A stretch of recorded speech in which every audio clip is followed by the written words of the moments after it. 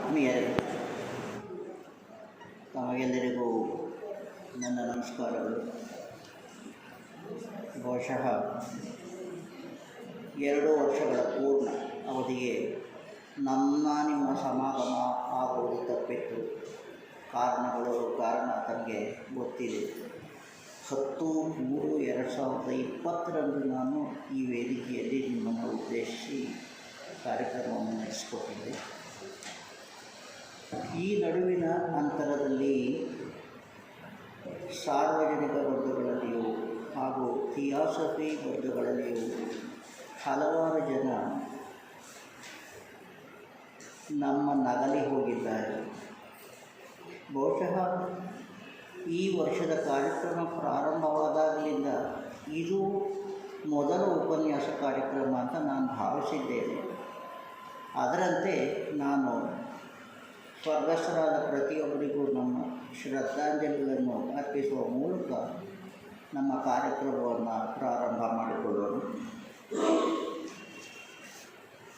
ಜ್ಞಾನ ಮೀಮಾಂಸೆ ಒಂದು ಸರಣಿ ಉಪನ್ಯಾಸ ಕಾರ್ಯಕ್ರಮವನ್ನು ನಾನು ಉದ್ದೇಶಿಸಿಕೊಟ್ಟಿದ್ದೇನೆ. ಏನಂದರೆ, ಈ ಜ್ಞಾನದ ಬಗ್ಗೆ ತಿಳಿಯಬೇಕಾದ್ದು ಸಾಗರದಷ್ಟಿದೆ. ಅದನ್ನು ನಾನು 1-2 ಉಪನ್ಯಾಸ 1-2 ಗಂಟೆಗಳಲ್ಲಿ ನಮಗೆ ಮನಮುಟ್ಟುವಂತೆ ಹೇಳುವುದು ಸಾಧ್ಯವಾಗುತ್ತೆ ಅಂತ ನನಗೆ ಅನಿಸೋದಿಲ್ಲ. ಆದ್ದರಿಂದ ಕನಿಷ್ಠ 6 ಉಪನ್ಯಾಸಗಳನ್ನಾದರೂ ಇದಕ್ಕೆ ಬಳಸ್ಕೊಳ್ತಾ ಇದ್ದೇನೆ. ಇದೇ ಭಾನುವಾರ, 2ನೇ ಭಾನುವಾರ ಪ್ರತಿ ತಿಂಗಳು. ಮೀಮಾಂಸೆ ಅಂತ ಹೇಳಿದ ಕೂಡಲೇ ನಮ್ಮ ಮನಸ್ಸಿನಲ್ಲಿ ಒಂದು ರೀತಿಯಾದಂಥ ಒಂದು ವ್ಯಾಕುಲತೆ ಉಂಟಾಗುತ್ತೆ. ಆ ಮೀಮಾಂಸೆ ಅಂತ ಹೇಳಿದ್ರೆ ಚರ್ಚೆ ಅಂತಕ್ಕಂಥದ್ದು ಅರ್ಥವಾದರೂ ನಮ್ಮಲ್ಲಿ ಒಂದು ರೀತಿಯಾದಂಥ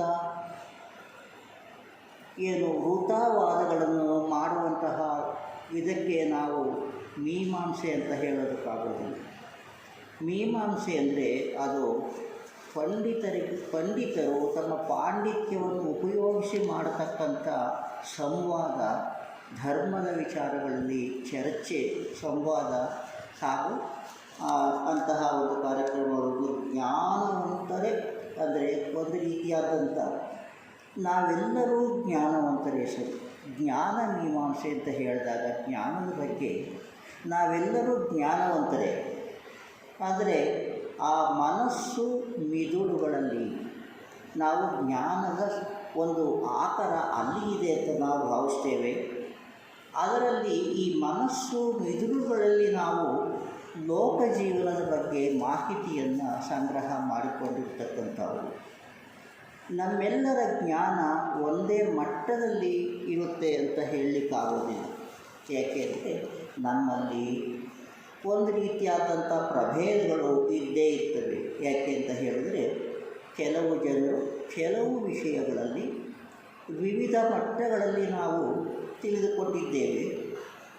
ಅಂದರೆ ನಮ್ಮ ಜ್ಞಾನ ಸಂಗ್ರಹದಲ್ಲಿ ಈ ರೀತಿಯಾದಂಥ ಪ್ರಭೇದಗಳಿವೆ. ನನಗೆ ತಿಳಿದಂಥ ವಿಷಯ ನಿಮಗೆ ತಿಳಿದಿರಲಾರದು, ನಿಮಗೆ ತಿಳಿದಿರತಕ್ಕಂಥ ಅನೇಕ ವಿಷಯಗಳು ನನಗೆ ತಿಳಿದಿರಲಾರದು.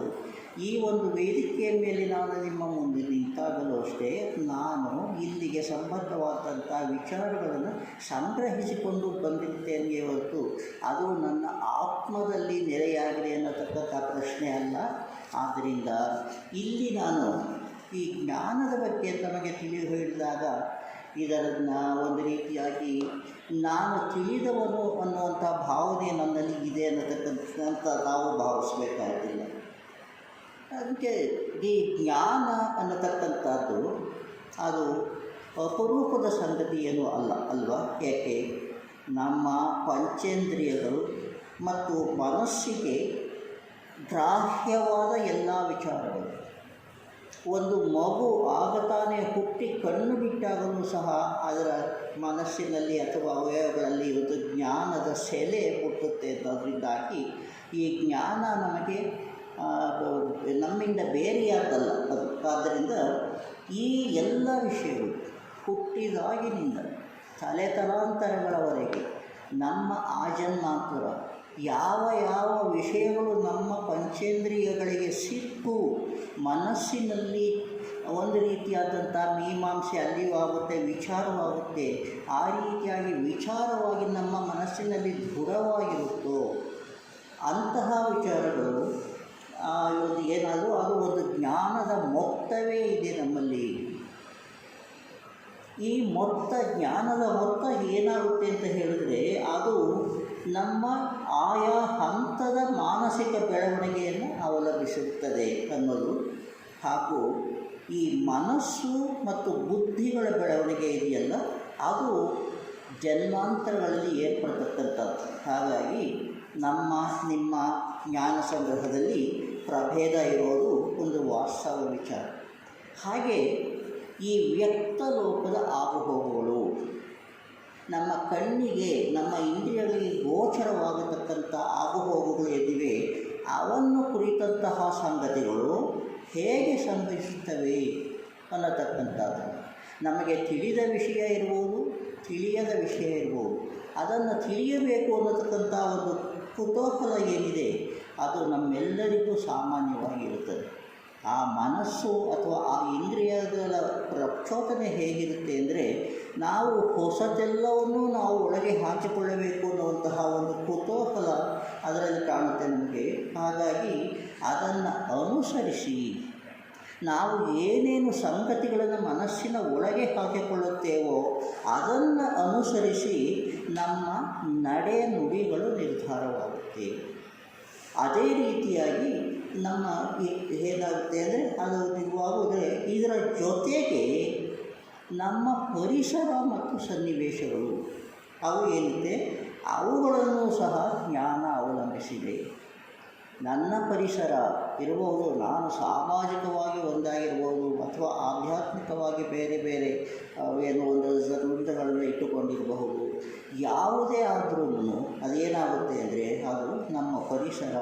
ನಾವು ಎಲ್ಲಿ ಹುಟ್ಟಿದ್ದೇವೆ, ಯಾವ ಒಂದು ಪರಿಸರದಲ್ಲಿ ಹುಟ್ಟಿದ್ದೇವೆ, ಯಾವ ಯಾವ ಸನ್ನಿವೇಶಗಳಲ್ಲಿ ಬೆಳೆದಿದ್ದೇವೆ, ನಾವು ಕಲಿತಿರತಕ್ಕಂಥ ಸಂದರ್ಭಗಳು ಏನು, ಅದರ ವಿಷಯಗಳು ಏನು ಅನ್ನತಕ್ಕಂಥದ್ದು ಏನಿದೆ ಅದು ವ್ಯಕ್ತಿಗೂ ಬೇರೆ ಆಗಬಹುದು ಅಲ್ವ.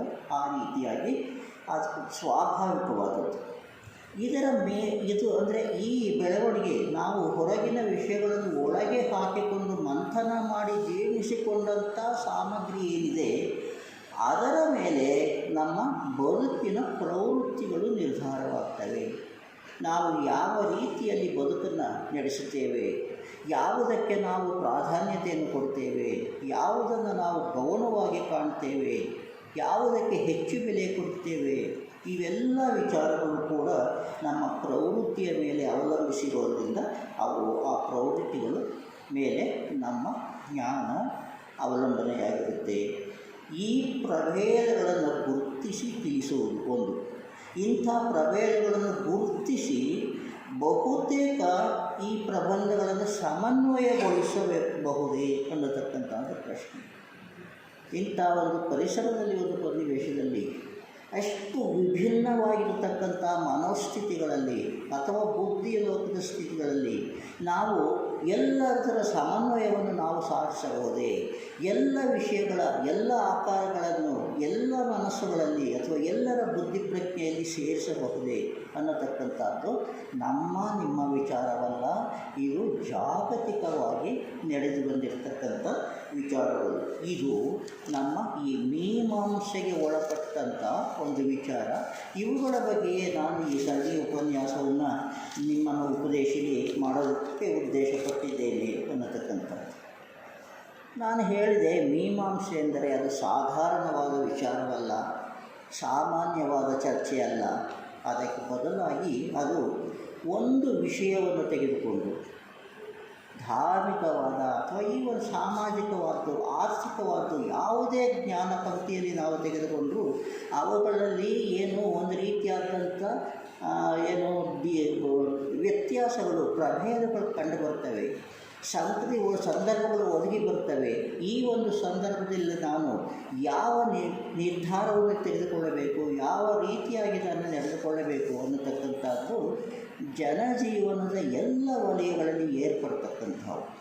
ಹೀಗೆ ಏರ್ಪಟ್ಟಾಗ ನಾವು ನೋಡ್ತೇವೆ, ಯಾವ ಒಂದು ಸಾಮಾಜಿಕ ವಿಷಯ ಇರಲಿ ಅಥವಾ ಒಂದು ಪ್ರಬಂಧದ ವಿಷಯ ಇರಲಿ, ಒಂದು ಈ ವಾಣಿಜ್ಯಕ್ಕೆ ಸಂಬಂಧಪಟ್ಟದ್ದಾಗಿರಲಿ, ರಾಜಕೀಯಕ್ಕೆ ಸಂಬಂಧಪಟ್ಟದ್ದಾಗಿರಲಿ, ಧರ್ಮಕ್ಕೆ ಸಂಬಂಧಪಟ್ಟಿದ್ದಾಗಿರಲಿ, ಇಂಥ ವಿಚಾರಗಳಲ್ಲಿ ಆ ಮಾನವ ಜೀವನದ ಈ ನಡೆ, ನುಡಿ, ಆಚಾರ ವಿಚಾರಗಳನ್ನು ಏಕರೂಪವಾಗಿ ಸಾಧಿಸೋದರಲ್ಲಿ ಒಂದು ಕಂಡೀಷನ್, ಒಂದು ಷರತ್ತಿರ್ತದೆ. ಏನು? ಅದು ಸೂತ್ರಾಧಾರಿತವಾಗಿರಬೇಕು. ಅದು ಮೀಮಾಂಸೆಯ ವಿಶೇಷ. ಯಾವುದೇ ಆಧಾರವಿಲ್ಲದೆ ನಾವು ಮನಸ್ಸಿಗೆ ಬಂದದ್ದನ್ನು, ಅನ್ನಿಸಿದ್ದನ್ನು ಅದನ್ನು ಪರಿಶೋಧನೆ ಮಾಡದೆ ಹೇಳತಕ್ಕಂಥದ್ದು ತರ್ಕ ಆಗುತ್ತೆ. ಆ ತರ್ಕ ಅಂದರೆ ಈ ತರ್ಕ ಏನೋ ಒಂದು ಈ ಲಾಜಿಕ್ ಅನ್ನತಕ್ಕಂಥದ್ದಿದೆ, ತರ್ಕಶಾಸ್ತ್ರ ಇದೆ. ಆ ತರ್ಕಶಾಸ್ತ್ರ ಕೂಡ ಹೇಳುತ್ತೆ, ಅವು ಕೆಲವು ಪ್ರಪೋಸಿಷನ್ಸ್ ಅನ್ನತಕ್ಕಂಥದ್ದು ಇಟ್ಕೊಂಡು ಆ ಪ್ರಪೋಸಿಷನ್ಸ್ಗೆ ತಕ್ಕಂತೆ ಅದನ್ನು ಅನುಸರಿಸಿ ವಾದ ಮಾಡತಕ್ಕಂಥದ್ದು ಆಗಿದೆ. ಆದ್ದರಿಂದ ಆ ರೀತಿ ನಾವು ಬೇಕಾಬಿಟ್ಟಿಯಾಗಿ ಚರ್ಚೆ ಮಾಡತಕ್ಕಂಥದ್ದು ಮೀಮಾಂಸೆ ಆಗುವುದಿಲ್ಲ ಅನ್ನೋದರಿಂದ ಈ ಬಗೆಯ ಒಂದು ಸಮನ್ವಯ ರೂಢಿಯನ್ನು ತರುವುದು ನಮಗೆ ಈಗ ಅವಶ್ಯಕವಾಗಿದೆ. ಅದರಲ್ಲೂ ವಿಶೇಷವಾಗಿ ನಾವು ಆಧ್ಯಾತ್ಮಿಕತೆಯ ಒಂದು ಮೇಲ್ಮಟ್ಟದ ಹಂತದಲ್ಲಿ ನಾವು ನಮ್ಮ ವ್ಯವಹಾರಗಳನ್ನು, ನಮ್ಮ ಜೀವನವನ್ನು ಕೂಡ ನಾವು ರೂಪಿಸಿಕೊಂಡಿದ್ದೇವೆ. ನಮ್ಮ ಜೀವನದ ಗುರಿ ಜನಸಾಮಾನ್ಯರ ಗುರಿ ಅಲ್ಲ. ಇದರಲ್ಲಿ ಒಂದು ವಿಶೇಷತೆ ಇದೆ. ಏನು? ಈ ಬದುಕು ಮರಣದೊಂದಿಗೆ ಮುಗಿಯುತ್ತೆ ಅನ್ನತಕ್ಕಂಥ ಒಂದು ಕಲ್ಪನೆ ಅಥವಾ ಇದು ನಮ್ಮ ಜ್ಞಾನದಲ್ಲಿ ಅದು ಇಲ್ಲ. ನಮ್ಮ ಜ್ಞಾನದಲ್ಲಿ ಸೇರಿರ್ತಕ್ಕಂಥದ್ದು ಈ ಬದುಕಿನ ಗುರಿ ಮೋಕ್ಷ ಅನ್ನತಕ್ಕಂಥದ್ದು. ಆ ಮೋಕ್ಷದ ಅರ್ಥವೇನು ಅನ್ನತಕ್ಕಂಥದ್ರಲ್ಲೂ ಜಿಜ್ಞಾಸೆ ಇದೆ, ಜ್ಞಾನದ ವಿಷಯದಲ್ಲೂ ಜಿಜ್ಞಾಸೆ ಇದೆ. ಇವುಗಳೆಲ್ಲವನ್ನು ಒಳಗೊಂಡು ನಾವು ನಮ್ಮ ಜೀವನವನ್ನು ರೂಪಿಸ್ಕೊಳ್ತಾ ಇದ್ದೇವೆ ಅಲ್ಲವೇ? ಸೊ ಹಾಗಾಗಿ ಈ ಮನುಕುಲ ಪ್ರಾರಂಭವಾದಾಗಿನಿಂದಲೂ ಒಂದು ರೀತಿಯಲ್ಲಿ ಹೇಳೋದಾದರೆ ಪ್ರಾಣಿ ಜೀವಿಗಳನ್ನು ಇದರಲ್ಲಿ ತೆಗೆದುಕೊಳ್ಳಬಹುದು. ಯಾವುದೇ ಒಂದು ಪ್ರಾಣಿ, ಆ ಕರು ಅದು ಹುಟ್ಟಿ ಪ್ರಪಂಚಕ್ಕೆ ಬಿದ್ದಾಗ ಅದು ತನ್ನ ಪರಿಸರವನ್ನು ನೋಡಿ ಕೆಲವಾರು ಅಲ್ಲಿ ತನಗೆ ಅನುಕೂಲವಾದಂಥ ಪರಿಸರಗಳನ್ನು ಬಳಸಿಕೊಂಡು ತನ್ನ ಚಟುವಟಿಕೆಗಳನ್ನು ಪ್ರಾರಂಭ ಮಾಡಿಕೊಳ್ತೀವಿ. ಅದು ಹಾಗಾಗಿ ಆ ಆರಂಭದಿಂದ ಈಗಿನವರೆಗೂ ಜ್ಞಾನವೇ ಸರ್ವಸ್ವ ಅನ್ನುವ ನಿಲುವಿನಲ್ಲಿ ಸಾಕಷ್ಟು ಜ್ಞಾನ ಸಂಗ್ರಹವನ್ನು ನಾವು ಮಾಡಿಕೊಂಡಿದ್ದೇವೆ ಅಲ್ವೇ? ಸೊ ಈ ಎಲ್ಲ ಸಂಗತಿಗಳ ಬಗೆಗೆ ಅವು ವೈಜ್ಞಾನಿಕ ವಿಚಾರಗಳಷ್ಟೇ ಅಲ್ಲ, ಸಾಮಾಜಿಕವಾದ್ದು, ಧಾರ್ಮಿಕ, ಆಧ್ಯಾತ್ಮಿಕ ಜ್ಞಾನದ ವಿಸ್ತಾರ ಕೂಡ ಅಗಾಧವಾಗಿ ಬೆಳೆದುಕೊಂಡಿದೆ. ಆಧ್ಯಾತ್ಮಿಕ ವಿಚಾರಗಳಲ್ಲಿ ಬಹುಶಃ ನಮ್ಮ ಒಂದು ಈ ಜ್ಞಾನದ ಮೊತ್ತ ಸಾಮಾನ್ಯ ಜನರ ಮಟ್ಟಕ್ಕಿಂತ ಸ್ವಲ್ಪ ಮುಂದೆ ಇದೆ ಅನ್ನತಕ್ಕಂಥದ್ದು. ಅದು ಮೇಲ್ಮೆಯ ವಿಚಾರವಲ್ಲ. ನಾನು ಜ್ಞಾನವನ್ನು ಪಡೆದುಕೊಂಡಾಗೆ ಬೆಳೆಸಿಕೊಳ್ಳುವಂತಹ ಒಂದು ಪ್ರತಿಷ್ಠೆ ಆ ದೃಷ್ಟಿಯಿಂದ ನಾನು ಮಾತನಾಡ್ತಾ ಇಲ್ಲ. ಮತ್ತೊಬ್ಬರಲ್ಲಿ ನಮ್ಮ ಜ್ಞಾನವನ್ನು ಹಂಚಿಕೊಳ್ಳೋದು ಯಾವುದು ಅನ್ನೋ ದೃಷ್ಟಿಯಲ್ಲಿ ನಾನು ಹೇಳ್ತಾ ಇದ್ದೇನೆ. ಹಾಗಾಗಿ ಈ ಸಾಮಾಜಿಕ, ಆರ್ಥಿಕ, ಆಧ್ಯಾತ್ಮಿಕ ಜ್ಞಾನದ ವಿಸ್ತಾರ ಅಗಾಧವಾಗಿ ಬೆಳೆದು ಎಷ್ಟು ಬೆಳೆದಿದೆ ಅಂದರೆ ನಮಗೆ ಈಗ ಜ್ಞಾನ ಅಂದರೆ ಅದಕ್ಕೆ ಒಂದು ದೇವತೆಯ ರೂಪ ಕೊಟ್ಟು ಜ್ಞಾನ ದೇವತೆ ಅನ್ನೋದರ ರೂಪದಲ್ಲಿ ನಾವು ಸರಸ್ವತಿಯನ್ನು ಪೂಜೆ ಮಾಡ್ತೇವೆ. ಪ್ರತಿದಿನ ನಾವು ಎದ್ದಾಗ ನನಗೆ ಒಳ್ಳೆಯ ವಿದ್ಯೆಯನ್ನು ಕರುಣಿಸು, ಜ್ಞಾನವನ್ನು ಕರುಣಿಸು ಅಂದರೆ ಆ ಜ್ಞಾನಕ್ಕೆ ನಾವು ಒಂದು ಪೂಜ್ಯತೆಯನ್ನು ತಂದುಕೊಟ್ಟಿದ್ದೇವೆ ಅಲ್ಲವೇ? ಹಾಗಾಗಿ ಈ ಜ್ಞಾನ ಜೀವನಕ್ಕೆ ಅತಿ ಮುಖ್ಯ ಅನ್ನತಕ್ಕಂಥ ಧೋರಣೆಯಲ್ಲಿ ಏನೇನು ವಿಚಾರಗಳು ಹಿಂದೆ ನಡೆದಿವೆ, ಈಗ ನಡೆಯುತ್ತಾ ಇವೆ, ಮುಂದೆ ನಡೆಯಲಿವೆ ಎಂಬುದೆಲ್ಲರ ಜ್ಞಾನ ಮೊತ್ತವಾಗಿ ಬೆಳೆದು ನಾವು ಜ್ಞಾನದ ಪರ್ವತವನ್ನೇ ನಮ್ಮ ಮೇಲೆ ಹೊತ್ತುಕೊಂಡಿದ್ದೇವೆ ಎನ್ನತಕ್ಕಂಥದ್ದು. ಇದು ಮನಸ್ಸಿನ ವೈಶಾಲ್ಯತೆಯ ಪ್ರಶ್ನೆಗಿಂತಲೂ ನಮ್ಮ ಏನು ಈ ಮಿದುಳಿನ ಸಾಮರ್ಥ್ಯವನ್ನು ಕೂಡ ಇದರಲ್ಲಿ ಒಳಗೊಂಡಿದ್ದೆ ಇದು ಪ್ರಮೇಯವಾಗ್ತದೆ ಎನ್ನತಕ್ಕಂಥದ್ದು. ಸೊ ಹಾಗಾಗಿ ಇದು ಹೇಗೆ ಈ ಮೊತ್ತದಿಂದ ಏನು ಆಗಿದೆ ಜ್ಞಾನದಿಂದ ಅಂತ ಹೇಳಿದ್ರೆ ಅದಕ್ಕೆ ಥಿಯಾಸಫಿಯಲ್ಲಿ ಒಂದು ದೃಷ್ಟಿಕೋನ ಇದೆ. ಅದನ್ನು ನಾವು ಈ JK ಯವರ ಅಭಿಪ್ರಾಯದಲ್ಲಿ ನಾವು ಹೇಳ್ತೇವೆ. ತಾವೆಲ್ಲರೂ ಲೈವ್ ಅಹೆಡ್ ಅನ್ನತಕ್ಕಂಥ ಅವರ ಗ್ರಂಥವನ್ನು ನೀವು ಓದಿರ್ಬೋದು. ಅದರಿಂದ ಒಂದು ಅದರ ಆಧಾರ ಇಟ್ಟುಕೊಂಡು ಹೇಳ್ತಾ ಇದ್ದೇನೆ. ಆ JK ಯವರ ಅಭಿಪ್ರಾಯದಲ್ಲಿ ಜ್ಞಾನದ ಬಗ್ಗೆ ಕುತೂಹಲ ಹುಟ್ಟಿರತಕ್ಕಂಥದ್ದು ಯಾತಕ್ಕೆ, ನಾವು ಯಾತಕ್ಕೆ ಈಗ ಜ್ಞಾನ ಸಂಗ್ರಹಕ್ಕೆ ಆತರ ಪಡ್ತಾ ಇದ್ದೇವೆ, ತವಕ ಪಡ್ತಾ ಇದ್ದೇವೆ ಅಂತ ಹೇಳಿದ್ರೆ JK ಅವರು ಹೇಳ್ತಾರೆ, ಅದು ಏನು ಒಂದು ಹುಟ್ಟಿರುವುದು ಆ ಬದುಕಿನ ಭಯಾತಂಕಗಳಿಂದ ಅನ್ನತಕ್ಕಂಥ ವಿಚಾರವನ್ನು ಅವರು ಹೇಳ್ತಾರೆ. ನಮಗೆ ಭಯ ಇಲ್ಲದೇ ಇದ್ದರೆ ನಾವು ಯಾವ ಜ್ಞಾನದ ಸಹವಾಸಕ್ಕೂ ಹೋಗೋದಿಲ್ಲ. ನಾನು ಕಲಿಯದೇ ಇದ್ದರೆ ನನ್ನ ಬದುಕು ಹೇಗೆ, ನಾನು ಕಲಿಯದೇ ಇದ್ದರೆ ನನ್ನ ಮುಂದಿನ ವೃತ್ತಿ ಹೇಗೆ, ನನ್ನ ಮುಂದಿನ ಬದುಕು ಜೀವನ ಹೇಗೆ, ನನ್ನ ಮುಕ್ತಿಯ ಮಾರ್ಗ ಹೇಗೆ, ಇವೆಲ್ಲವನ್ನು ನಾವು ಕಲಿತು ಮಾಡಬೇಕು ಅನ್ನತಕ್ಕಂಥದ್ದು ಅನ್ನತಕ್ಕಂಥದ್ದು ಎಲ್ಲರ ಮನಸ್ಸಿನಲ್ಲಿಯೂ ಅದು ಸ್ವಾಭಾವಿಕವಾಗಿಯೇ ಇರ್ತದೆ. ಆದ್ದರಿಂದ ಅದನ್ನು ತಿಳಿಯದೇ ಹೋದರೆ ಹೇಗಪ್ಪ ಬದುಕು ನಡೆಸೋದು? ಒಬ್ಬ ವ್ಯಾಪಾರಿ, ಆ ವ್ಯಾಪಾರಿ ತನ್ನ ಮಗನಿಗೂ ವ್ಯಾಪಾರವನ್ನು ಹೇಳಿಕೊಡ್ತಾರೆ. ಇದರಲ್ಲಿ 2 ಅಂಶಗಳಿರೋದನ್ನು ನೋಡ್ಬೋದು. ಒಂದು, ಜೀವನ ಅನ್ನತಕ್ಕಂಥದ್ದು ಒಂದೇ ತಲೆಗೆ ಸಿಕ್ಕಿದಂಥ ವಿಚಾರ ಅಲ್ಲ, ಅದು ಕೂಡ ವಂಶ ಪಾರಂಪರ್ಯವಾಗಿ ಬೆಳೆದು ಬಂದ ಒಂದು ವೃತ್ತಿ ಅಂತ ಹೇಳಿದಾಗ ಆ ವ್ಯಾಪಾರದ ವಿಷಯದಲ್ಲಿ ಕೂಡ ಒಂದು ನಾನು ಇದನ್ನು ನನ್ನ ಮಗನಿಗೆ ಹೇಳಿಕೊಡದೇ ಇದ್ದರೆ ಅವನ ಗತಿ ಏನು, ನನ್ನ ಮುಂದಿನ ಪೀಳಿಗೆಯ ಗತಿ ಏನು ಅನ್ನತಕ್ಕಂಥದ್ದು ಅದು ಒಂದು ಆತಂಕದ ರೂಪ. ಅದು ಹಾಗಾಗಿ ಈ ಜ್ಞಾನದ ವಿಚಾರದಲ್ಲಿ ಎಲ್ಲಿಂದ ನಾವು ಈ ಸಾಮಗ್ರಿಯನ್ನು ಸೇರಿಸ್ಕೊಂಡಿದ್ದೇವೆ, ಈ ಜ್ಞಾನವನ್ನು ನಾವು ಯಾವ ಮೂಲಗಳಿಂದ ನಾವು ಸಂಗ್ರಹಿಸ್ಕೊಟ್ಟಿದ್ದೇವೆ, ಅಥವಾ ಯಾವ ರೀತಿಯಲ್ಲಿ ನಮಗೆ ಈ ಜ್ಞಾನ ನಮಗೆ ಪ್ರಾಪ್ತವಾಗಿದೆ ಅನ್ನೋದನ್ನು ವಿಚಾರ ಮಾಡಿದರೆ, ಮೊದಲನೆಯದಾಗಿ ನಾವು ನಮ್ಮ ಪರಿಸರದಿಂದ ಕಲ್ತ್ಕೊಳ್ತೇವೆ. ಒಂದು ಹೊರಗಡೆ ನೋಡ್ತೇವೆ, ಅಲ್ಲಿ ಸೂರ್ಯನ ಬಿಸಿಲಿದೆ, ಮರ ತಂಪಾಗಿದೆ, ಮತ್ತೊಂದು ಪ್ರಾಣಿ ಇದೆ, ಅದು ಹೋಗ್ತಾ ಇದೆ, ಅದು ಚಲಿಸ್ತಾ ಇದೆ, ಅದು ಜೀವಿಸ್ತಾ ಇದೆ, ಅದು ಜೀವನೋಪಾಯವನ್ನು ಕಂಡುಕೊಂಡಿದೆ. ಇಂತಹ ಸಾಧನಗಳು ಏನು ಅವು ನಮಗೆ ನಾವು ಅದನ್ನು ನೋಡ್ತಲೇ ನಾವು ತಿಳ್ಕೊಳ್ತೇವೆ. ಅಂದರೆ ಹೊರಗಿನ ಪ್ರಪಂಚವೂ ನಮಗೆ ಬೋಧೆಯನ್ನು ಕೊಡ್ತದೆ.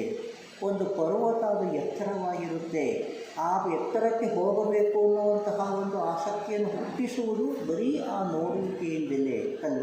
ಸೊ ಆ ರೀತಿಯಾಗಿ ಅದು ನಮಗೆ ಹಿಂದಿನ ವಿಚಾರಗಳು, ಪ್ರಾಚೀನ ವಿಚಾರಗಳು ನಮಗೆ ಈ ಋಷಿ ಮುನಿಗಳ ಕಾಲದಿಂದಲೂ ನಡೆದು ಬಂದಿವೆ ಅನ್ನತಕ್ಕಂಥದ್ದು. ಅದರ ಜೊತೆಗೆ ನಾವು ನಮ್ಮ ನೆರೆಹೊರೆಯವರು, ಅಕ್ಕಪಕ್ಕದವರು, ತಾವೆಲ್ಲರೂ ಇಲ್ಲಿ ಸೇರಿದ್ದೀರಿ ಯಾತಕ್ಕೆ ಎಂದು ಕೆಲವು ವಿಚಾರಗಳನ್ನು ತಿಳಿಯಬೇಕು ಅನ್ನೋ ಕುತೂಹಲದಿಂದ, ನಾನು ಹೇಳುವುದರಲ್ಲಿ ಹೊಸ ವಿಚಾರ ಏನಿದೆ ಅನ್ನೋದನ್ನು ತಿಳಿದುಕೊಳ್ಳಬೇಕು ಅನ್ನೋ ಕುತೂಹಲವೂ ಕೂಡ ಅದರೊಳಗೆ ಸೇರಿರುತ್ತೆ. ಅಂದರೆ ನಾನು ಹೇಳಿದ ವಿಚಾರಗಳನ್ನು ನಂಬುವಂತಹ ಪ್ರವೃತ್ತಿ ನಿಮ್ಮಲ್ಲಿ ಇರಬಹುದು, ಇಲ್ಲದೇ ಇರಬಹುದು. ಅದು ಸ್ವಾತಂತ್ರ್ಯದ ವಿಚಾರ, ಮನಸ್ವಾತಂತ್ರ್ಯದ ವಿಚಾರ. ಆದರೆ ಅದು ನಿಮ್ಮ ಜೀವನಕ್ಕೆ ಅಳವಡುವುದಾದರೆ ಅದು ಅಮೂಲ್ಯವಾಗುತ್ತೆ ಮತ್ತು ಪೂಜ್ಯವಾಗುತ್ತೆ ಅಲ್ವ. ಸೊ ಹೀಗಾಗಿ ಆ ಒಂದು ಬಗೆಯ ಪಾರಂಪರಿಕವಾಗಿ ನಮ್ಮ ಜ್ಞಾನ ಪರಂಪರೆ ಏನಾಗಿದೆ, ಅದು ಒಂದು ರೀತಿಯಾಗಿ ಪಾರಂಪರಿಕವಾಗಿ ಬೆಳೆದು ಬಂದಿದೆ ಅಂತ ಹೇಳ್ತಕ್ಕಂಥದ್ದು. ಆಳವಾದ ವಿಚಾರಗಳನ್ನು ನಾನು ಮುಂದಿನ ಉಪನ್ಯಾಸಗಳಲ್ಲಿ ಹೇಳ್ತೇನೆ. ಇದು ಬರೀ ಪೀಠಿಕಾರ್ಥವಾಗಿ ಇದನ್ನು ಹೇಳ್ತಾ ಇದ್ದೇನೆ.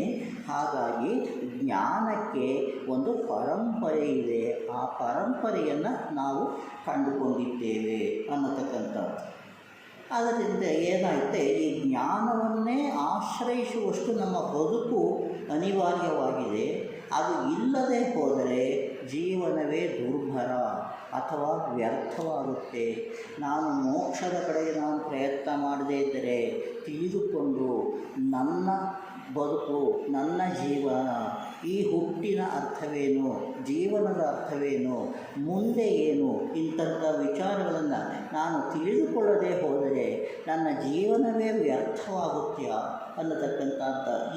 ಈ ಎಲ್ಲದರನ್ನು ನೋಡಿ ನಾವು ಆ ಜ್ಞಾನವೇ ಬದುಕಿನ ಕಣ್ಣು ಅನ್ನೋವಷ್ಟು ಪ್ರಾಧಾನ್ಯವನ್ನು ನಾವು ಜ್ಞಾನಕ್ಕೆ ಕೊಡ್ತೇವೆ ಅಲ್ವೇ.